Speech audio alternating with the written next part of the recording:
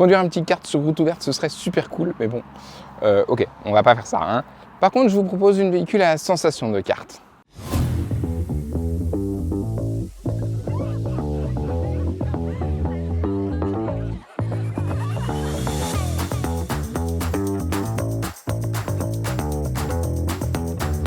Bonjour et bienvenue sur InfoMotion, moi c'est Florent et aujourd'hui je vous présente la toute nouvelle Mini Cooper 100% électrique en version haut de gamme SE et dans la finition John Cooper Works. Au niveau global du look, Mini a conservé vraiment l'ADN de la Cooper. Elle évolue légèrement, surtout à l'avant, plus qu'elle ne change profondément. On a donc cette grande calandre pleine puisque c'est la version électrique. Et comme on a la finition de John Cooper Works, on a en bas un spoiler vraiment spécifique qui lui donne plus de sportivité et franchement, ça lui va très très bien. Au niveau des dimensions, la nouvelle Mini fait 3,86 m de long pour 1,97 m de large et 1,46 m de haut. Elle reste donc assez compacte, même si elle a pris quelques centimètres en longueur, mais surtout en largeur. La plus grosse évolution au niveau du profil, c'est l'apparition de poignées affleurantes pour l'aérodynamisme. A noter que c'est d'ailleurs spécifique au modèle 100% électrique. Le modèle thermique, lui, a des poignées classiques. Pareil au niveau des passages de roue, si la version thermique conserve les inserts plastiques, la version électrique s'en affranchit pour des raisons d'efficience. On notera aussi que sur la version électrique, le pare-brise est légèrement plus incliné, toujours pour la même raison. C'est vraiment intéressant à quel point c'est deux voitures totalement différentes, mais bon, ça fera peut-être l'objet d'une autre vidéo. À l'arrière, bon, c'est un peu là que le bas blesse quand même, bien que dans cette finition JCW, ça passe nettement mieux. Ça là, les feux arrière, c'est pas possible. Perso, j'ai beaucoup de mal avec ce design, même si je comprends l'idée, je suis moins fan que sur les précédentes. On a un bandeau noir traversant qui fait son apparition sur lequel le nom du modèle s'affiche en grand. Dans cette finition, on a un grand béquet très joli qui lui donne une belle personnalité et surtout un diffuseur d'air très marqué, très sportif pour compléter le look et je dois dire que vu de derrière, elle a un sacré look. Ça m'en fait même oublier le design des feux. Bien évidemment, c'est une Mini, alors on ne s'attend pas à avoir un grand coffre, et effectivement celui-ci n'est pas bien grand, avec ses 210 litres de chargement, avec un petit double fond pour ranger le câble. On a un moteur de 218 chevaux avec 330 Nm de couple, ça tape le 0 à 100 en 6 secondes 7. La batterie, elle, a une capacité de 49 kWh, ce qui donne une autonomie de 402 km WLTP. Bienvenue à bord de la Mini Cooper SE. Alors, on retrouve l'univers qu'on a découvert dans le Countryman. On n'est pas dépaysé, on retrouve malheureusement, je dirais, ce tissu un peu rugueux. En plus, ça c'est vraiment, même au niveau des coudes, ça pour le coup c'est vraiment pas terrible. Mais sinon, on n'est pas dépaysé vraiment. Au niveau de la qualité perçue globale, c'est correct. Mais par rapport à la génération précédente, je trouve qu'il y a une baisse de niveau. En fait, ça fait un peu plus cheap qu'avant. Alors peut-être que c'est cette config, je sais pas. Mais bon, là, on a des plastiques durs, on a des plastiques durs, en fait, vraiment partout. Et c'est dommage, quoi. Au prix de la voiture, c'est vraiment dommage. Alors sur le tissu, on retrouve un petit peu de rouge et une petite lanière en cuir. C'est vraiment exclusif à la version John Cooper Works. On retrouve évidemment le grand écran tactile central qui est ultra personnalisable. Vraiment, il y a tout ce qu'on veut dedans et au final, il y en a même trop. Parce que on s'y perd en vrai. C'est ultra personnalisable, on peut faire plein de trucs. Mais au final, on peut trop en faire et du coup, alors j'imagine qu'avec le temps, on s'y fait.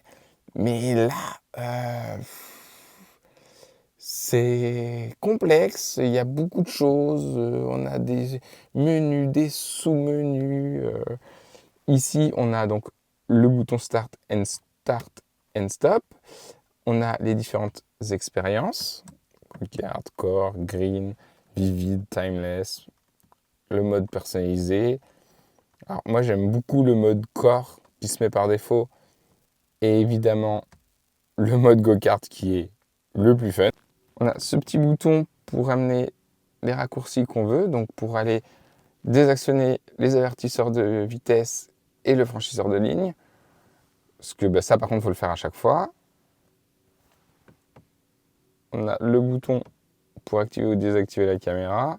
Dessous, on retrouve un chargeur à induction, 2 prises USB-C et loin là-bas tout au fond, une prise 12 volts. On a 2 petits blocs de blé et la mini box qui est pour le coup vraiment en mini, en long.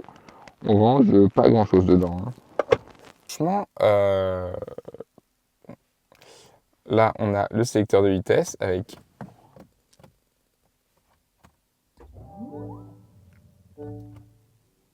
le mode R avec une assez bonne caméra.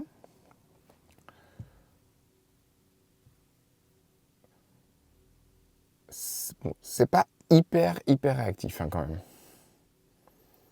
On a une vue panoramique, on a l'assistance de parking qui marche très bien. Alors, j'aurais pas le temps de vous le filmer. Une vue de dessus, vraiment, franchement, c'est vraiment pas mal du tout. Ici, on a le son Harman Kardon qui est vraiment très bon. On a la poignée de porte pour la fermer, la poignée d'ouverture. On retrouve le très beau volant mini que j'aime beaucoup, bien large, qui tient bien en main. Les boutons d'infodivertissement, les boutons pour les aider à la conduite, la petite corde au milieu et le John Cooper Works. L'affichage tête haute toujours sur un petit écran projecteur.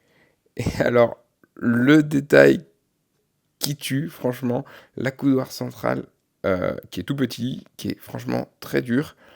Il fait un peu chaise de bureau, c'est franchement pas génial. Vraiment, au global, le design est cool. C'est juste, je trouve, un problème de qualité de matériaux qui a baissé par rapport à la génération précédente, alors que le prix a monté. Donc, ça, c'est un petit peu un raté. Ouais, il y a 2 places derrière. Alors, ce que ça donne, je trouve les sièges quand même très jolis. Ils maintiennent super bien. On est très bien installé dedans. L'appui-tête fixe, mais en vrai, c'est pas gênant. C'est plutôt sympa. Alors, pour passer aux places arrière, on tire la petite languette. Le siège s'avance tout seul.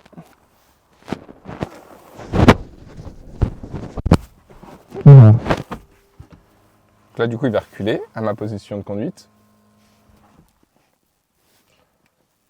Bon, j'ai un peu les genoux dans le fauteuil, mais en vrai, c'est pas si mal. Je m'attendais à pire. Vraiment, j'avais l'impression que j'étais collé au siège, alors qu'il y a un petit espace et ça suffit. On fera peut-être pas 500 km comme ça, mais en vrai, c'est pas si mal. Je fais 1m83, hein, donc bon, pour des personnes un peu plus petites, ça fera parfaitement l'affaire. Sur les montants des côtés à l'arrière, on retrouve une petite ceinture, un petit accoudoir en plastique vraiment très dur et un super grand vide-poche. Attention là, parce qu'il y a vraiment de l'espace. Hein. Vous voyez, là, je suis ça fait une phalange et demie. C'est pas... Bon. Après, franchement, les sièges sont confortables. Le dossier est un peu droit, mais franchement, ça va. Et du fait du toit panoramique, on a ce qu'il faut au niveau luminosité, c'est pas mal. En actionnant le secteur de vitesse vers le bas pour se mettre en mode B, on accède à un véritable one pedal qui va vraiment jusqu'à l'arrêt. Et en ville, mais pas que, mais vraiment en ville, c'est juste parfait.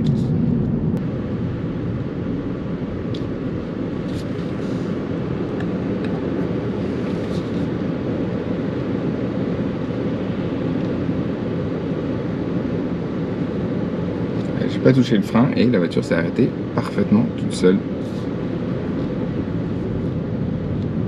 Alors évidemment, même si elle a pris des hanches, la nouvelle Mini reste un petit gabarit et du coup, elle virevolte assez facilement un peu partout en ville. C'est très appréciable. Surtout qu'on a une direction très précise et du coup, avec le petit volant un peu épais qui tient parfaitement en main, la voiture est maniable à souhait. Et sans hésitation, on se place, on sait où on est, on virevolte très facilement. Et c'est vraiment plaisant. En ville, ma config préférée, c'est le mode green, le one pedal et pas de mini sound. Et là, c'est vraiment parfait, c'est hyper agréable, c'est plutôt silencieux. On a des bruits de roulement, mais c'est plus dû à la route qui est vraiment pourrie. Sinon, franchement, c'est hyper agréable.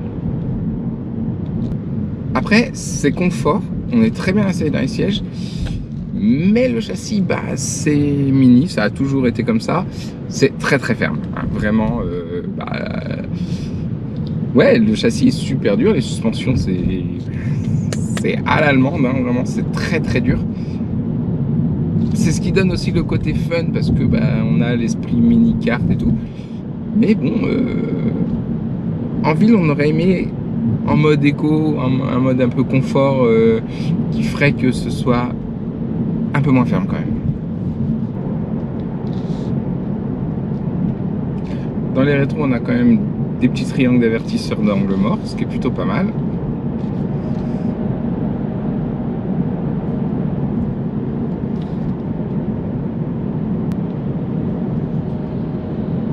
Après, les angles morts sont pas si énormes dans cette Mini. On a quand même des bonnes surfaces vitrées, les montants sont pas énormes. La visibilité arrière est très bonne. Franchement, c'est un petit truc en plus, mais franchement, c'est pas mal, hein.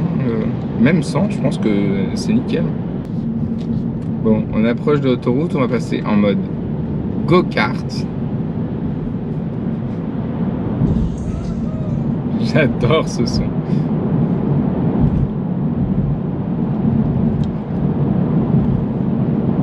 Et petit truc en plus, on va remettre le mini sound. Ça se fait en 2 clics. Hop. Et là, vous entendez tout de suite le son.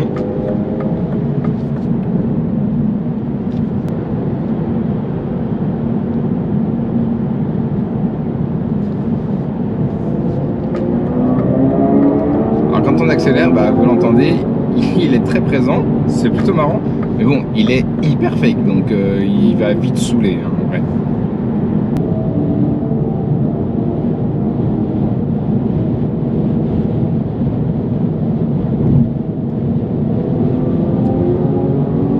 Vraiment, ça marche très très bien.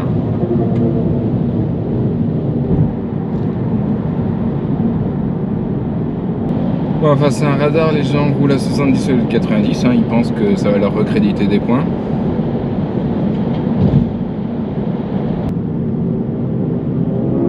Franchement, quand on prend les virages, même de manière un peu soutenue, ça tient le pavé, c'est hyper efficace. Bon, après, Mini, ça a toujours été quand même à vocation un peu sportif. C'est des voitures un peu fun, un peu plaisir. Et c'est toujours le cas, quoi.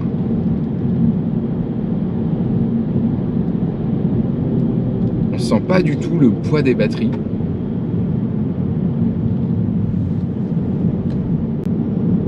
Ils ont vraiment réussi à faire du beau boulot à ce niveau-là. De se mettre à 90.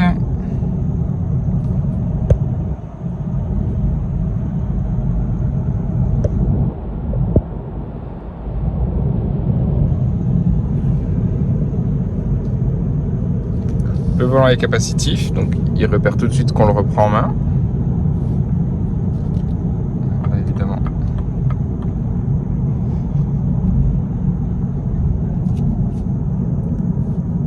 La voiture freine pour reprendre la distance avec la voiture précédente.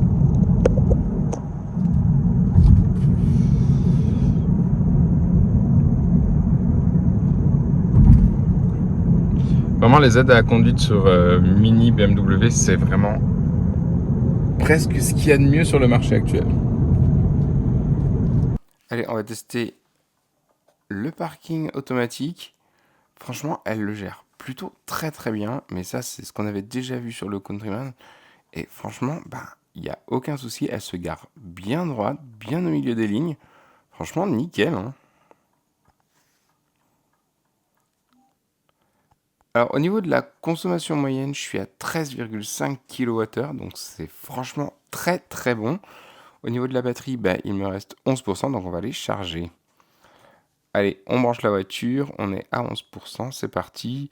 Alors, elle prend maximum 95 kWh. On va voir si on monte bien jusque-là. Ouais, ça monte. Allez, pas de souci, on passe même jusqu'à 97. C'est plutôt pas mal. Alors, on a une super application Mini qui nous permet de suivre l'état de la voiture, on a l'état de la charge, on a vraiment plein d'infos sur cette application. On peut faire vraiment plein de choses. Il y a un détail hyper marrant que j'ai trouvé, c'est un gadget, c'est vrai, mais c'est plutôt fun. Quand on va dans les menus, qu'on se balade un peu, on a un endroit où on peut prendre une photo 360 de la voiture là où elle est. Donc ça calcule, ça prend un peu de temps. Ça cherche, ça prend des photos tout autour de la voiture. Et franchement, c'est assez bluffant. Le résultat, c'est que à la fin, on a un objet 3D autour duquel on peut tourner. Et vous voyez, elle repère là où je suis. Alors, elle repère même que le coffre est mal fermé. Donc, du coup, ça donne une petite partie noire parce que la caméra du coffre n'a pas marché. Mais c'est hyper cool. Ça sert à rien, hein, mais c'est cool. Alors voilà, la charge est terminée. On regarde. Et ben voilà, on est passé de 10% à 80% en 30 minutes, comme l'annonce le constructeur. Affiché à partir de 34 000 € avec la petite batterie, il faudra compter 38 000 € pour la grosse batterie en SE. Et même un ticket un peu plus de 41 000 € pour avoir la finition John Cooper Works. Franchement, avec quelques options, en prenant la SE John Cooper Works, on dépasse facilement les 50 000 €. C'est beaucoup trop cher pour ce que c'est. Pour l'essai d'une autre citadine électrique, je vous retrouve sur l'essai de la Peugeot E208. Et si vous cherchez une voiture citadine, mais vraiment abordable, et pas forcément électrique, je vous retrouve sur l'essai de la Toyota Aygo Cross. C'est par ici. A tout de suite.